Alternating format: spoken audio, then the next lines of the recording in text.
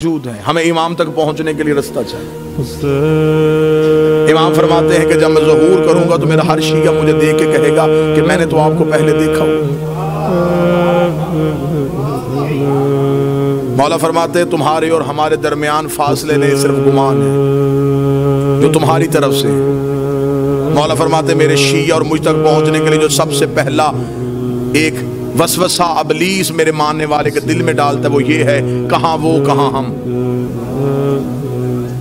معصوم فرماتے ہیں یہ پہلا خیال ہے جو ابلیس اس کے ذہن میں ڈالتا ہے۔ مولا نے پھر اسی خیال کا جواب دیا، مولا نے فرمایا اگر تمہارا یہی معیار ہے کہ کہاں ہم کہاں تم ہم سے مل نہیں سکتے، اگر یہی منزلت ہوتی کہ تم ہم سے ملنے کی وجہ تمہارا اور ہمارے درمیان یہ ہوتا تو کبھی بھی ہم اپنی محبت تمہارے دلوں میں نہ ڈالتے۔ ایک شیعہ نے مولا سے توقیع میں پوچھا، اس نے کہا مولا میں ملنا چاہتا ہوں۔ مولا فرماتے ہیں ہم ملتے ہیں تم پہچانتے نہیں۔ اسے مولا کم ملتے ہیں، مولا فرماتے ہیں اکثر تم روتے روتے خاموش ہو جاتے ہو، تمہیں خبر ہے تمہیں وہ تسلی دینے والے ہم ہوتے ہیں، تمہیں وہ دلاسا دینے والے ہم ہوتے ہیں۔ امام سے ملنے کا رابطہ ہموار کیجئے، امام تک جانے کا تعلق دیکھیے۔ کسی باپ کا بیٹا گھر نہ آئے تو اسے نیند نہیں آتی، اور ہمیں خبر ہے کہ ہمارا امام زمانے میں موجود ہے۔ ہم میں سے کون ہے جو امام کو ڈھونڈنے کی کوشش کرتا ہے؟ اب ایک لمحے کے لیے یہ گفتگو سنجیدہ پہلو میں آئے گی، لیکن مجھے آپ سے 4 دن سے داد بھی لے چکا ہوں، دعا بھی لے چکا ہوں۔ یہ پیغام ہے اللہم صلی علی محمد و آل محمد۔ میں نے گھر کی مجلس میں بھی یہ گزارش کی تھی کہ کہیں ہمارا یہ امام کو بلانا کہیں یہ کوفے والا خط تو نہیں۔ خطوط تو کوفیوں نے بھی لکھے تھے امام کو بلانے کے لیے۔ ہمیں امام سے صرف امام کا انتظار نہیں کرنا، امام کے رستے کو ہموار بھی کرنا۔ توجہ آپ صاحبان فرمائیں گے سب۔ ہمیں امام کا صرف انتظار نہیں، رستہ بھی ہموار کرنا ہے، امام سے ملاقات بھی کرنی ہے۔ امام نے تو اپنا ایڈریس بتا دیا کہ میں کب اور کہاں ہوتا ہوں۔ اب اس سے زیادہ امام کو کون شیعہ ہے جو کہے کہ مجھے اب ڈھونڈنے میں مشکل ہے؟ امام نے فرمایا ہفتہ والا دن مجھے ڈھونڈنا ہو تو مسجد کوفہ میں ہوتا، اتوار کو میں مسجد سہلہ میں ہوتا، سوموار کو میں بقیہ کی قبروں پہ ہوتا، پھر میں مسجد جمکران میں ہوتا ہوں، شب جمعہ میں کربلا میں ہوتا ہوں، جمعہ میں امیر المومنین کے حرم میں ہوتا ہوں۔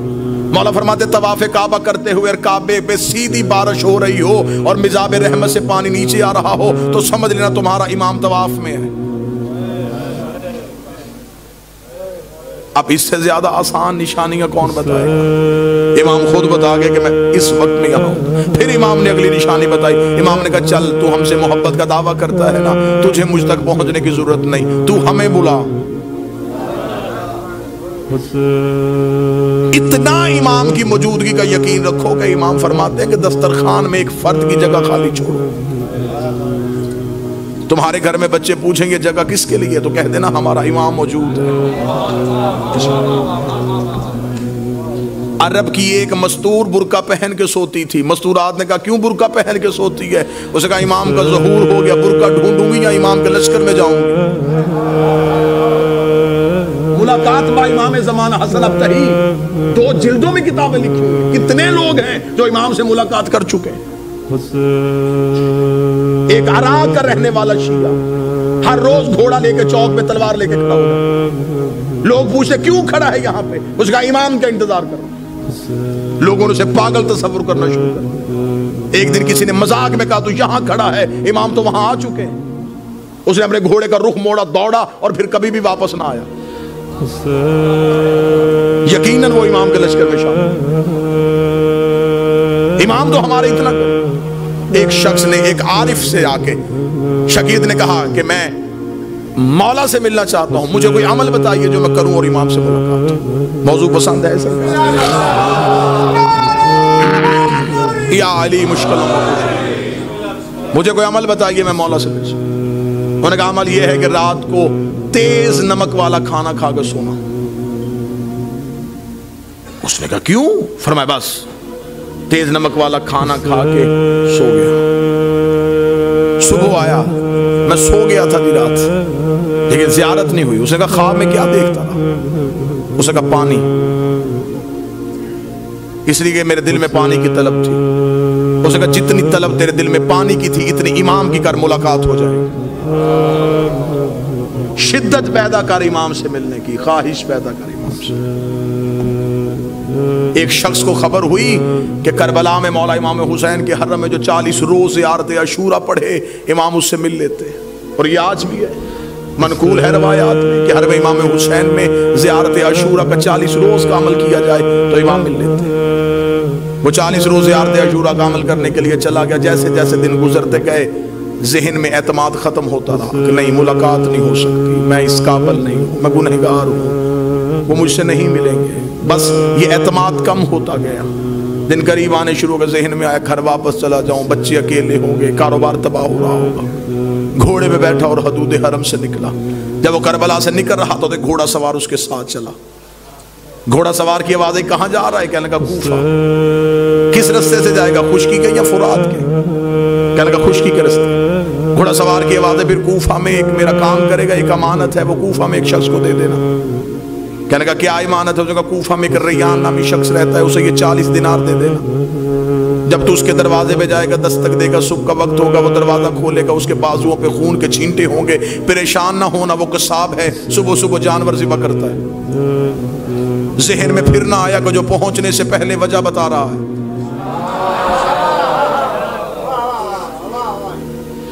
اور یہ مولا سے ملاقات کا عارفین کہتے ہیں کہ سب سے پہلا جو کام ہوتا ہے جب مولا سے ملاقات ہوتی ہے، سب سے پہلے دماغ کی سوچیں وہیں پہ رک جاتی ہیں. یہ حجت سے ملاقات کی سب سے بڑی نشانی ہے. دماغ وہیں پہ رک جاتا ہے. جب ملاقات ختم ہوتی ہے تو پھر وہیں سے شروع ہوتا ہے. اس لیے معراج کی رات ہر چیز وہیں کی وہیں رک گئی تھی.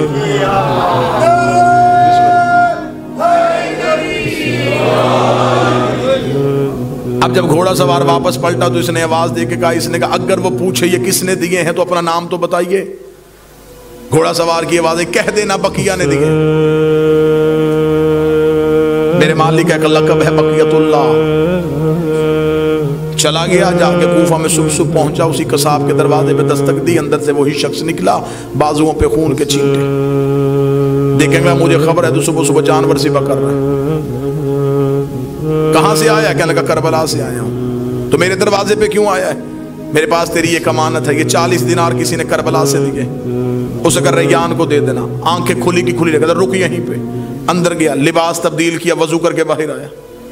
کہنے لگا زحمت ہوئی تجھے میرے دروازے پہ، میں معذرت چاہتا ہوں، تجھے اپنے دروازے پہ روک کے رکھا. میں لباس تبدیل کر چکا ہوں، وضو کر چکا ہوں. تھوڑی دیر کے لیے گھوڑے سے اتر، مجھے وہ آنکھیں چومنے دے جس سے تو نے مولا کو دیکھا ہے. مجھے وہ ہاتھ چومنے دے جس سے تو نے مولا کو ہاتھوں کو ہاتھ لگائے. یہ پریشان ہوگا تھا کون سے مولا ہے؟ اسے کہا یہ کیا تمہیں صاحب العمر نے نہیں دی گئی؟ کہنے لگا کون سے صاحب العصر؟ کیا وہ امام زمان تھے؟ اسے کہا تو وہاں مل کے آیا، تجھے پتہ ہی نہیں؟ مجھے جو جب بھی کوئی مشکل ہوتی ہے میں انہی کو بلاتا ہوں. میں نے تو ابھی رات کو کہا تھا مولا 40 دینار کا قرضہ ہے، مجھے واپس دینا ہے. صبح سے پہلے اس نے واپس بھیج دیا.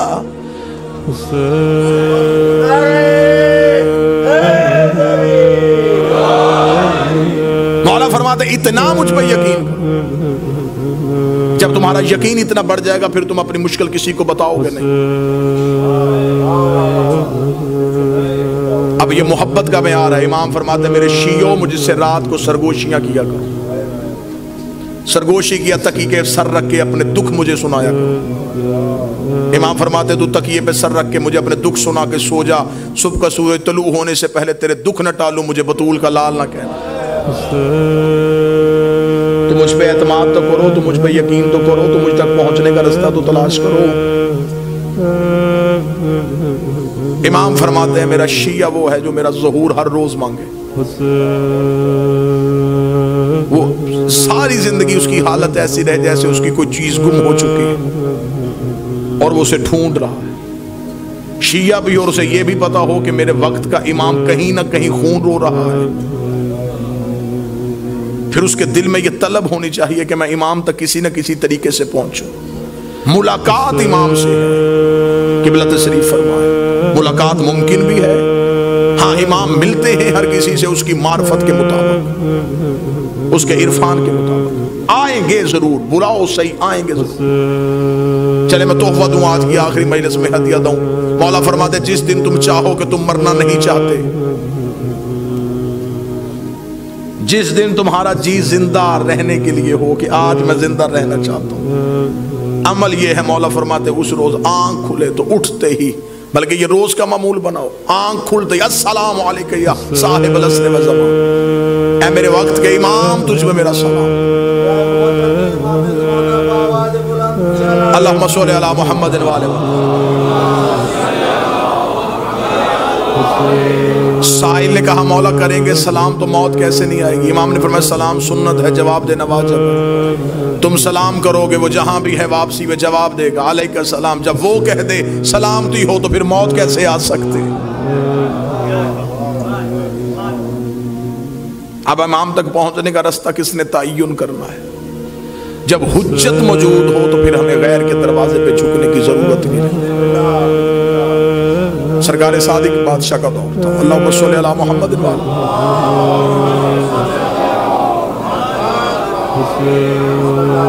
एक शख्स ने गुस्से में अपनी औरत को तलाक दे दी।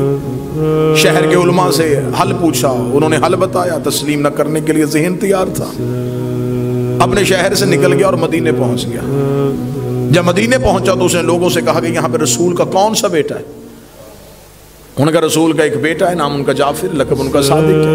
उनसे कहा मैं उनसे मिलना चाहता हूँ, उससे मैंने इस मसले का हल पूछना है। अब हुज्जत तक पहुंचने का रास्ता बताने लगा कि क्या तवक्कल क्या चाहिए, एतमाद क्या चाहिए। उससे कहा मैं इमाम से मिलना चाहता हूँ और पूछना चाहता हूँ कि मेरे इस मसले का हल क्या है। वहां के रहने वाले लोगों ने कहा क्या तू आसान समझता है इमाम से मिलना? हुकूमत ने पाबंदी लगाई हुई है, इमाम से मुलाकात का तसव्वुर भी नहीं।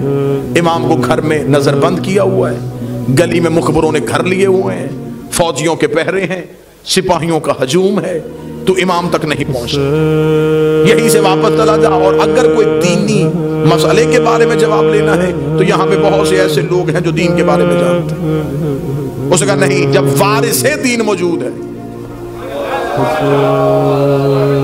तो फिर मैं क्यों किसी के पास जाऊं? उन्होंने कहा फिर तो उनसे तो नहीं मिल सकता, उनसे तो मिलने पे पाबंदी है। मैं वाकया पढ़ता जाऊंगा और आपने आज के दौर में इसे देखते चले जाना, ये कहां कहां निशानियां दे। उसने कहा जब इमाम मौजूद है तो मैं क्यों पूछूं, मैं इमाम तक पहुंचूंगा। उन्होंने कहा फिर तो इमाम से तो नहीं मिल सकता क्योंकि उनसे मिलने पे पाबंदी है। उसने कहा पाबंदी बता रही है कि ये सच्चा है, इसलिए कि झूठ पे कभी पाबंदी नहीं होती, पाबंदी हमेशा हक पे होती है। लिहाजा मैं इमाम तक पहुंचूंगा, हर सूरत पहुंचूंगा। अब ये जब भी उस गली में दाखिल हो, फौजी रोके, सिपाही रोके, खौफ में आ जाए, डर जाए, वापस आ जाए। एक किताब में रवायत है 1 माह, एक में रवायत है 3 माह तक मदीने के पायदा, एक सवाल के जवाब के लिए इमाम के शहर में मौजूद, मुसलसल मदीने में फिरता रहा। सिर्फ एक ही मकसद, इमाम से मुलाकात हो जाए, इमाम से मुलाकात हो जाए, इमाम से मुलाकात। और इमाम मौजूद है और मुलाकात। अब थक गया, मदीने के बाहर बैठा था और यूं शहर की तरफ देख रहा था।